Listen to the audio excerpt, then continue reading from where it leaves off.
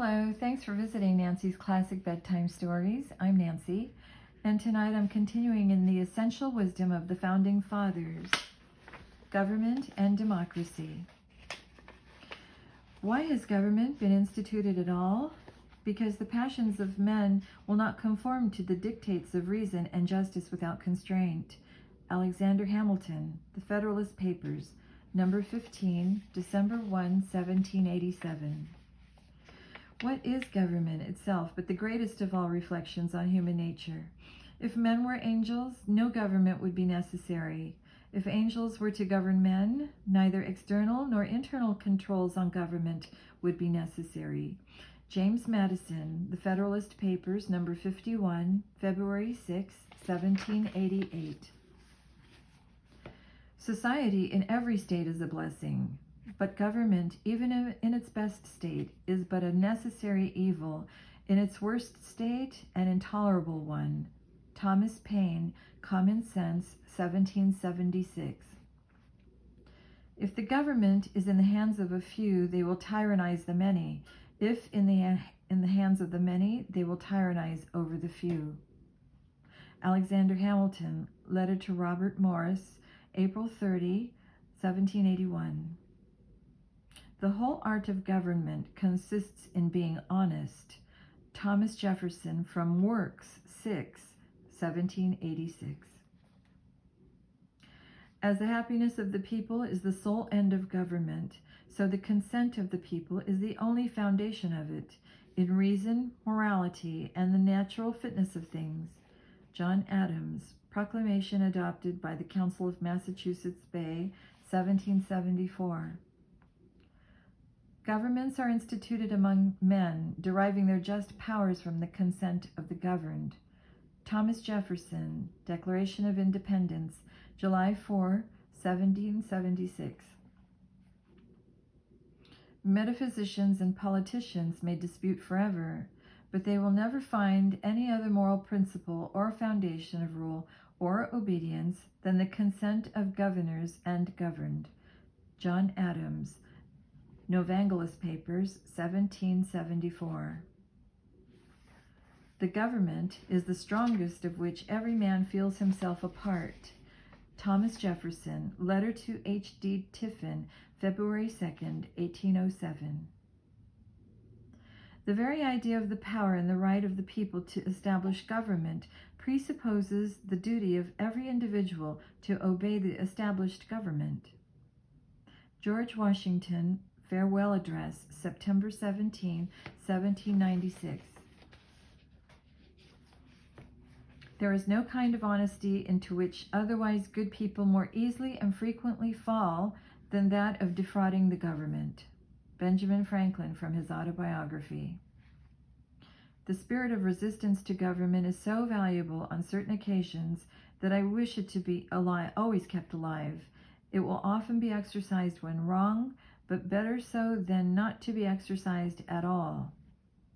Thomas Jefferson, Letter to Abigail Adams, February 2, 1787.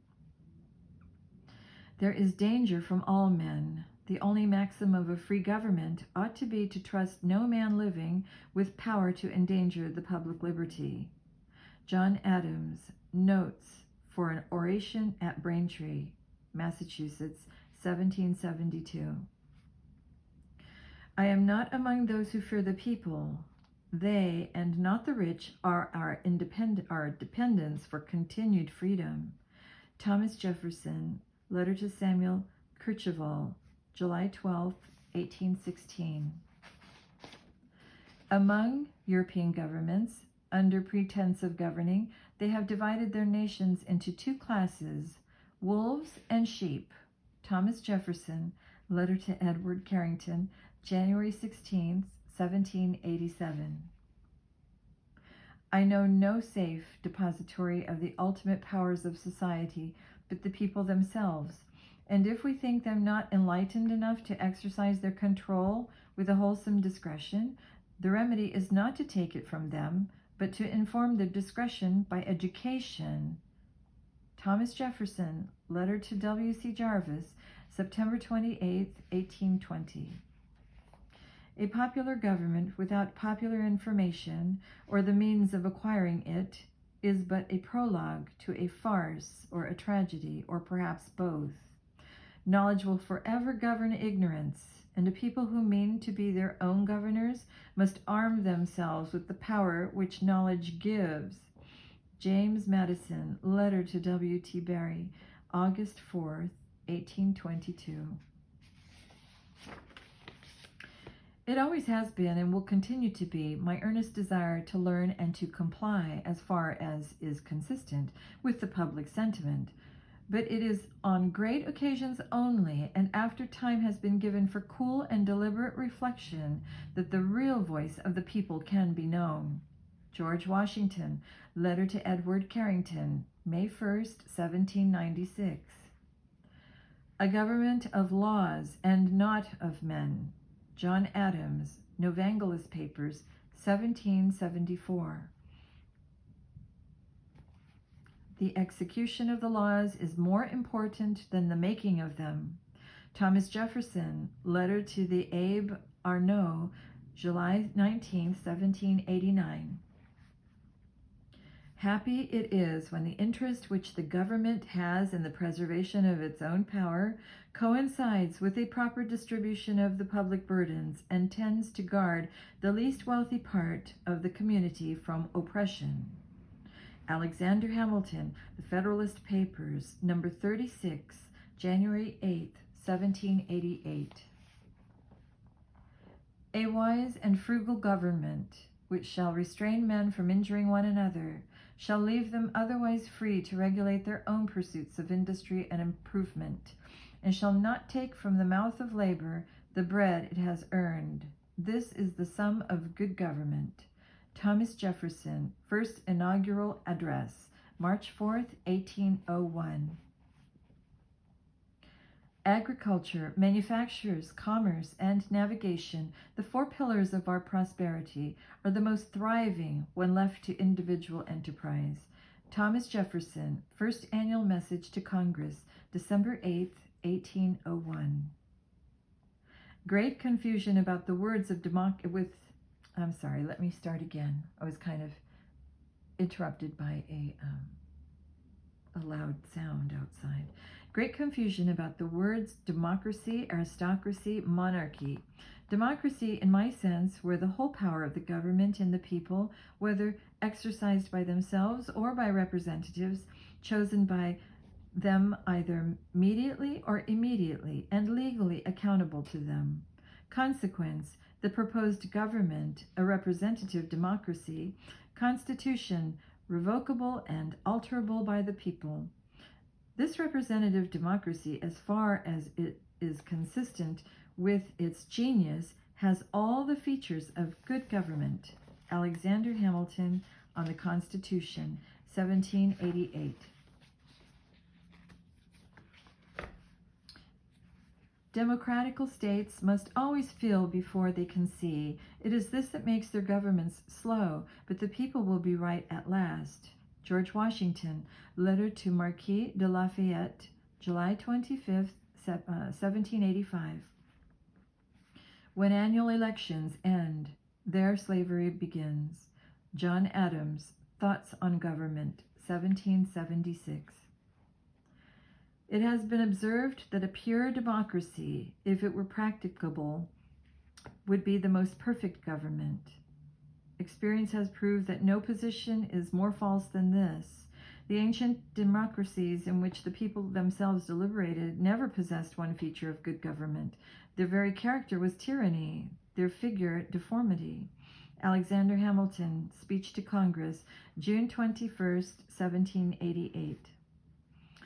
The Republican is the only form of government which is not eternally at open or secret war with the rights of mankind. Thomas Jefferson, letter to William Hunter, 1790. The preservation of the sacred fire of liberty and the destiny of the Republican model of government are justly considered, perhaps as deeply, as finely staked on the experiment entrusted to the hands of the American people. George Washington, First Inaugural Address, April 30th, 1789. Some men look at constitutions with sanctimonious reverence and deem them like the Ark of the Covenant, too sacred to be touched. Thomas Jefferson, Letter to Samuel Kercheval, July 12, 1816. I will now tell you what I do not like. First, the omission of a Bill of Rights, providing clearly and without the aid of sophism for freedom of religion, freedom of the press, protection against standing armies, restriction of monopolies, the eternal and unremitting force of the habeas corpus laws, and trials by jury, in all matters of fact, triable by the law of the land and not by the law of nations. Thomas Jefferson, Letter to James Madison, 1787. I have a right to nothing which another has a right to take away, and Congress will have a right to take away trial by jury in all civil cases.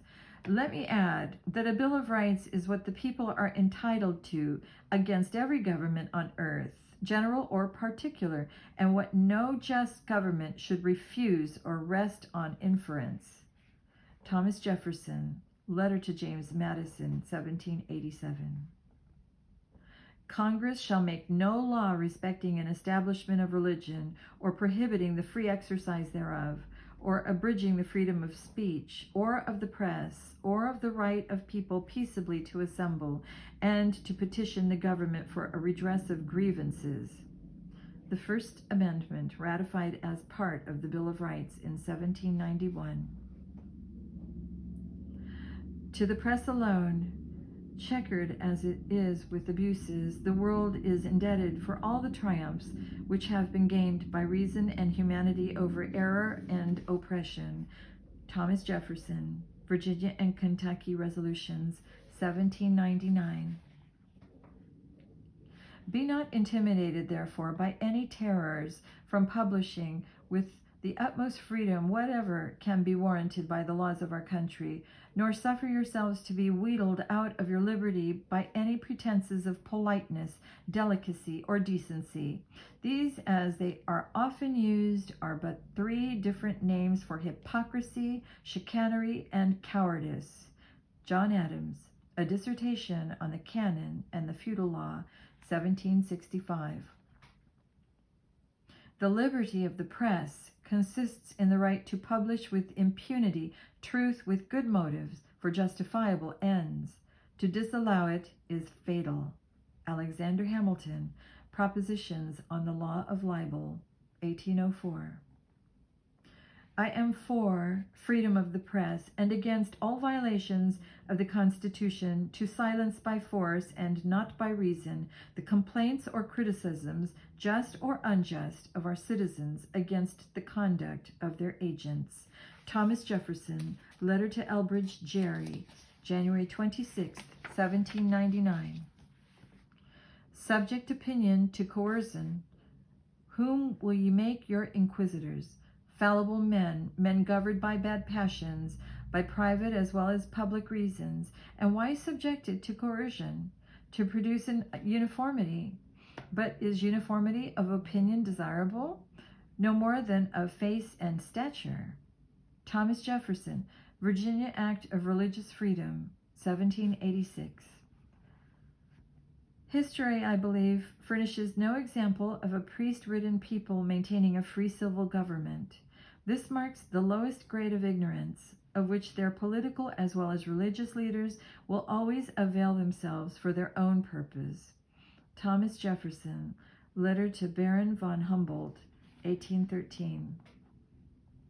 I must admit, moreover, that it may not be easy in every possible case to trace the line of separation between the rights of religion and the civil authority with such distinctness as to avoid collisions and doubts on unessential points. The tendency to a usurpation on one side or the other, or to a corrupting coalition or alliance between them, will be best guarded against by an entire abstinence of the government from interference in any way whatsoever, beyond the necessity of preserving public order and protecting each sect against trespasses on its legal rights by others. James Madison, letter to Jasper Adams, September 1833. I will not condescend to employ the word toleration. I assert that unlimited freedom of religion, consistent with morals and properties, is essential to the progress of society and the amelioration of the condition of mankind. Amelioration. I'm sorry, I'm not familiar with that word, so forgive me if I butchered it. John Adams, letter to Francis Vanderkemp, October 2nd, 1818. Amelioration. The presidency. I walk on untrodden ground. There is scarcely any action whose motives may not be subject to a double interpretation. There is scarcely any part of my conduct which may not hereafter be drawn into precedent. George Washington, letter to Catherine Sawbridge Macaulay Graham, January 9th, 1790. His character was, in its mass, perfect, in nothing bad, in few points indifferent, and it may truly be said that never did nature and fortune combine more perfectly to make a man great. Thomas Jefferson, on George Washington, letter to Dr. Walter Jones, January 2nd, 1814. For myself, the delay in assuming the office of the President may be compared with the reprieve, for in confidence, I assure you, with the world, it would obtain little credit that my movements to the chair of government will be accompanied by feelings not unlike those of a culprit who is going to the place of his execution. So unwilling am I, in the evening of a life nearly consumed in public cares, to quit a peaceful abode for an ocean of difficulties, without that competency of political skill, abilities, and inclination which is necessary to manage the helm.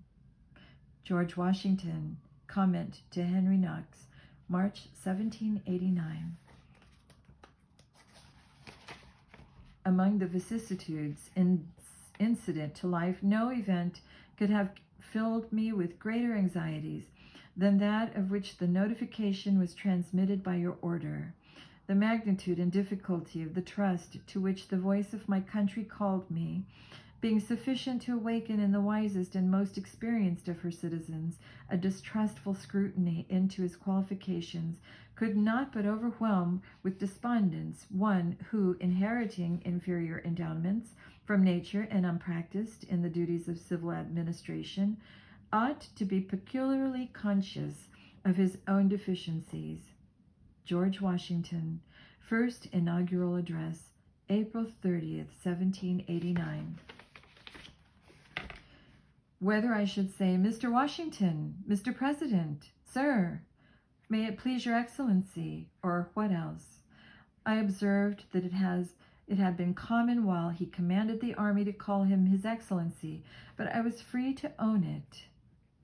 It would appear to me better to give him no title but Sir or Mr. President than to put him on a level with a governor of Bermuda. John Adams, seeking advice of the Senate for a title for President George Washington, 1789. All see and most admire the glare which hovers round the external trappings of elevated office. To me there is nothing in it beyond the luster which may be reflected from its connection with the power of promoting human felicity. George Washington, letter to Catherine Sawbridge Macaulay Graham, January 9th, 1790. The only question that labors in my mind is whether I shall retire with President Washington. I hate to live in Philadelphia in summer, and I hate still more to relinquish my farm. I hate speeches, messages, addresses and answers, proclamations, and such affected, studied, constrained things. I hate levees and drawing rooms. I hate to speak to 1,000 people to whom I have nothing to say. Yet all this I can do. John Adams, March 1st, 1796.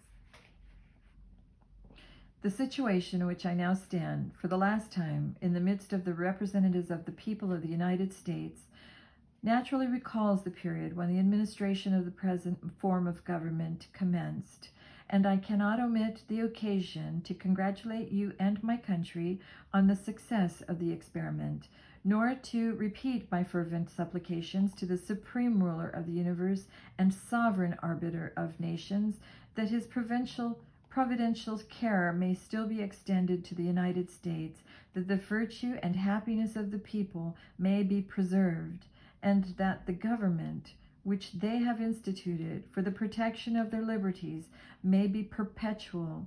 George Washington, 8th Annual Address to Congress, December 7th, 1796.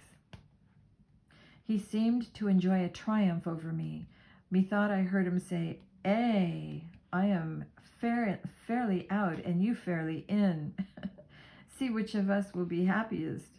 John Adams, written the day after Adams' inauguration, on George Washington's congratulations to him at the inauguration, March 4th, 1797. I have no ambition to govern men. It is a painful and thankless office. Thomas Jefferson, letter to John Adams, December 28th, 1796. I know well that no man will ever bring out of that office the reputation which carries him into it. The honeymoon would be as short in that case as in any other, and its moments of ecstasy would be ransomed by years of torment and hatred. Thomas Jefferson, letter to Edward Rutledge, December 27th, 1796.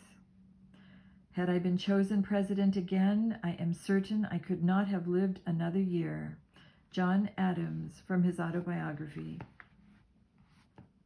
No man who ever held the office of president would congratulate a friend on obtaining it. He will make one man ungrateful and 100 men his enemies for every office he can bestow. John Adams, upon the election of his son, John Quincy Adams, to the presidency, 1824. The second office of the government is honorable and easy. The first is but a splendid misery. Thomas Jefferson, letter to Elbridge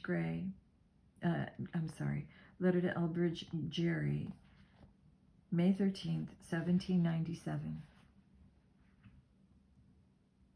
Called upon to undertake the duties of the first executive office of our country, I avail myself of the presence of that portion of my fellow citizens which is here assembled to express my grateful thanks for the favor with which they have been pleased to look toward me, to declare a sincere consciousness that the task is above my talents, and that I approach it with those anxious and awful presentiments which the greatness of the charge and the weakness of my powers so justly inspire. Thomas Jefferson, First Inaugural Address, March 4th, 1801. The danger is that the indulgence and attachments of the people will keep a man in the chair after he becomes a dotard. General Washington set the example of voluntary retirement after 8 years. I shall follow it, and a few more precedents will oppose the obstacle of habit to anyone after a while who shall endeavor to extend his term. Thomas Jefferson, letter to John Taylor, January 6, 1805. An executive is less dangerous to the liberties of the people when in office during life than for 7 years. Alexander Hamilton, speaking at the Constitutional Convention, June 18, 1787. You are afraid of the one, I of the few. We agree perfectly that the many should have a full, fair, and perfect representation. You are apprehensive of monarchy, I of aristocracy. I would therefore have given more power to the President and less to the Senate. John Adams, letter to Thomas Jefferson, December 6, 1787. To the memory of the man first in war, first in peace, and first in the hearts of his countrymen. Henry Lee, from his eulogy of George Washington, December 1799. And I'm going to stop right there, and we will continue this with freedom and rights in just a few minutes.